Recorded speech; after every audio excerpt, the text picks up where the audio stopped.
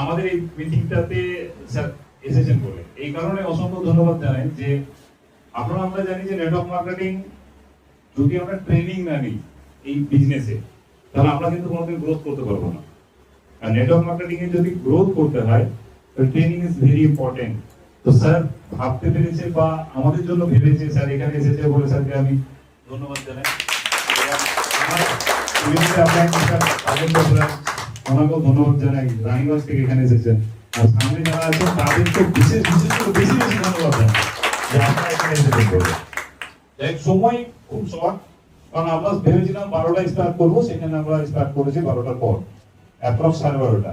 তো আপনার এমনিতে আমরা লেটে চলছি আর ম্যাক্সিমাম টাইমটা স্যারকে দিতে হবে।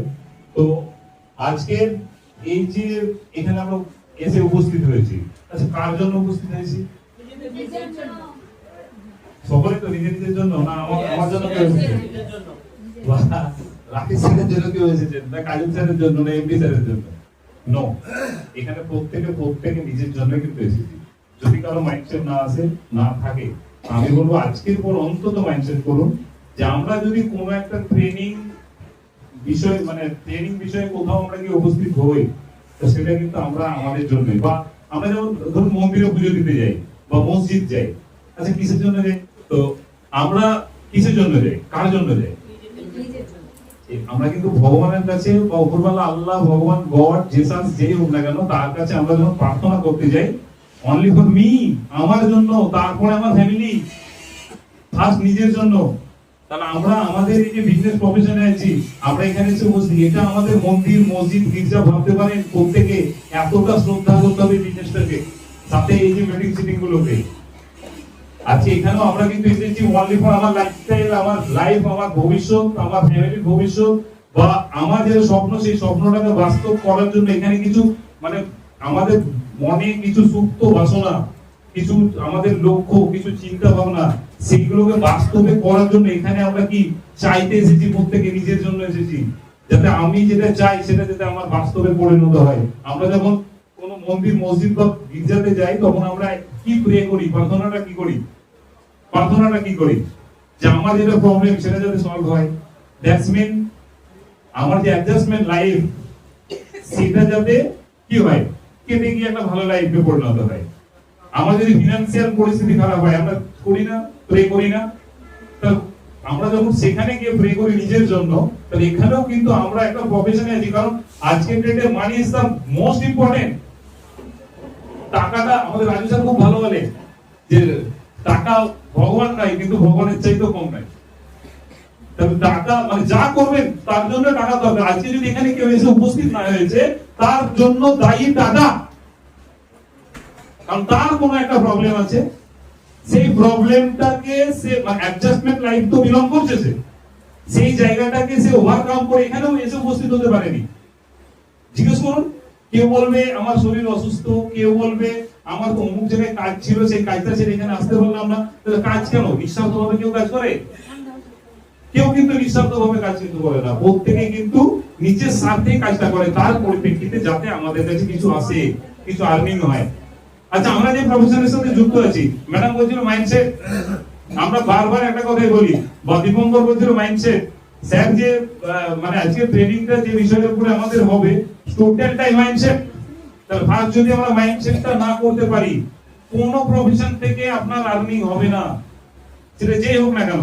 আর টোটালি নিজেকে কিন্তু সেই প্রফেশনে নিজেকে একদম 100% ডুবিয়ে দিতে হবে। 1% মানে যাতে নিজেকে না দেখা যায় আদার্স কোথাও। আমি যে প্রফেশনে আছি, কেউ যদি ভাবে আমি সরকারি চাকরি করছি, তাহলে সেই চাকরিটা পাওয়ার আগে তাকে কিন্তু 100% সেখানে কিন্তু ডুবাতে হয়। রাত জেগে পড়াশোনা। আজকে দেখবেন যারা আইপিএস, আইএএস, আমি বারবার এগুলোর উদাহরণ দিই, SDO, BDO, high school teacher, professor, প্রত্যেকে সেই প্রফেসর মানে যে প্রফেশনটা সেটা পাওয়ার আগে তাকে কত দিন, কত রাত্রি না খেয়ে না ঘুমিয়ে তাকে কিন্তু পড়াশোনা করতে হয়েছে, তবে কিন্তু সে পেয়েছে। তবুও কিন্তু একটা কোশ্চেন মার্ক থেকে যায়, এত কষ্ট করার পরেও সে যে আদৌ পাবে তার কোনো কিন্তু গ্যারান্টি নেই, কোনো গ্যারান্টি নেই। লাইফে আমরা যত টাইমটা বিলং করি, লাইফে আমরা যত সময়টাকে অতিবাহিত করি, প্রত্যেক সময়ে কিন্তু আমরা কিছু না কিছু শিখি।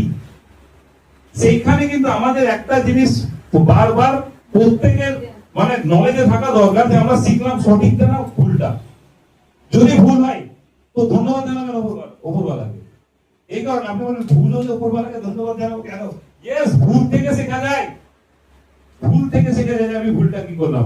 আজকে যারা এই মিটিং এ উপস্থিত আছেন অনেক কিছু নিয়ে যাবেন, অনেক কিছু নিয়ে যাবেন। যারা উপস্থিত নেই আপনি বলবেন অনেকেই, আমি অনেককে ফোন করেছি আজকে সকালে স্যার যে কেন আসছো না, হচ্ছে স্যার ভিডিও করে আপনারা পাঠিয়ে দেন আমরা দেখে নেবো। আমি বললাম তাহলে সবাই যদি আপনার মতনই কথাটা বলে তাহলে রাকেশ স্যার কি প্রয়োজন ছিল? রাকেশ স্যার ওখান থেকে একটা গুগল মিট করে দিত, সেই ভিডিওটা রেকর্ডিং করে সবাইকে আমি পাঠিয়ে দিলাম। লাইফ চেঞ্জ সেভাবে জীবনে হয় না। তাহলে বাড়িতে বসেও তো ভগবানকে প্রার্থনা করা যায়। কি দরকার আমার পুরী যাওয়ার, কি দরকার আমার হরিদ্বার যাওয়ার, কি দরকার আপনার বাড়ির পাশে এই যে এখন শ্রাবণ মাস চলছে আমাদের হিন্দু ধর্মে, এই শ্রাবণ মাসে শিব বাবার মাথায় জল ঢালে। কি দরকার এত কষ্ট করে পায়ে হেঁটে কয়েক মানে 30 কিলোমিটার 40 কিলোমিটার দেওঘর গেলে তো সুলতানগঞ্জ থেকে 100 কিলোমিটার উপর হেঁটে যেতে হয়? কি দরকার? বাড়িতেও তো শিব আছে, জল তো বাড়িতেও ঢালতে পারি। No mindset. যখনই আমরা সেখানে যাবো আমাদের মাইন্ডসেট আলাদা, একটা বিশ্বাস মনের মধ্যে। সেরকম এইখানে যখন রাকেশ স্যার আমাদের সামনে এসে কিছু বলবে বা আমাদের এমডি স্যার যখন সামনে এসে বলবে, একটা বিশ্বাস যেটা মনের মধ্যে সারা জীবনের জন্য দাগ কেটে দেবে, যেটা আপনার লাইফকে চেঞ্জ এনি টাইম করতে পারে। এই জিনিসগুলো কিন্তু মানতে হবে। এই যে দীপঙ্কর বলছিল না মানে আমাকে ডাকার আগে কিছু কিছু কথা বলে, তো আমি সেগুলোকে কিছু মনে করি না। আমি দিন রাত যাই করি না এখন আমি একটা জিনিস ভাবি, this is my profession and this is my duty. টিমকে সাপোর্ট দেওয়া আমার ডিউটি। আমি যদি একটা টিম বানিয়েছি তাহলে সেই টিমের 100% টিমকে সাপোর্ট করাটা হচ্ছে আমার ডিউটি। যেদিন লিডাররা এই জিনিসটা ভাবতে পারবে সেদিন লিডারের কোনো অ্যাচিভমেন্টের অভাব হবে না, লিডারের কোনো ইনকামের অভাব হবে না, লিডার যা চাইবে সেটাই হবে। যেদিন সেই প্রফেশনটাকে বা টিম ওয়ার্কটাকে তার ডিউটি হিসাবে নেবে। কারণ আমরা দেখেছি, দেখবেন একটা প্রফেসর হোক, একটা টিচার হোক, একটা আইপিএস হোক, একটা আইএস হোক বা আপনার এসডিও ভিডিও যেই হোক না কেন, তাদেরকে টাইম টু টাইম ডিউটি করতে হয়। উইদাউট ডিউটি মাসের শেষে স্যালারিটা আসে না। আমি কালকে রাত্রে যে গুগল মিটটা করছিলাম, সেই গুগল মিটে আমি কালকে একটা কথা বলছিলাম যে মাইন্ডসেট ভেরি ইম্পর্টেন্ট। আম গাছের নিচে যদি তাল পড়ে থাকে লোক কুড়াতে যাবে না, কিন্তু তাল গাছের নিচে যদি তাল পড়ে থাকে পচা হলেও লোক দেখতে যাবে যে তালটা ভালো কি খারাপ। মাইন্ডসেট